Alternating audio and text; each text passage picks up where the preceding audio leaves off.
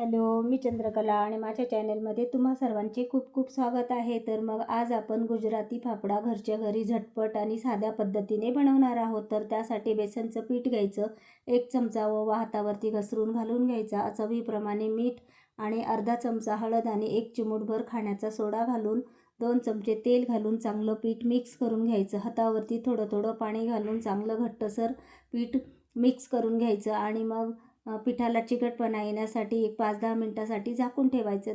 तोपर्यंत पसरट पॅनमध्ये तेल तापायला ठेवून द्यायचं आणि मग पीठ परत थोडंसं तेल घालून आणि चांगलं मळ मिक्स करून घ्यायचं आणि मग पाटावरती लांबसर पट्ट्या करून घ्यायच्या आणि धारदार चाकूने पट्ट्या काढून घ्यायच्या आणि मग तेल तापलं आहे तर मग त्यामध्ये पट्ट्या घालून घ्यायच्या आणि अशा पद्धतीने आपला हा फाफडा अगदी खुसखुशीत आणि नरम तयार होतो.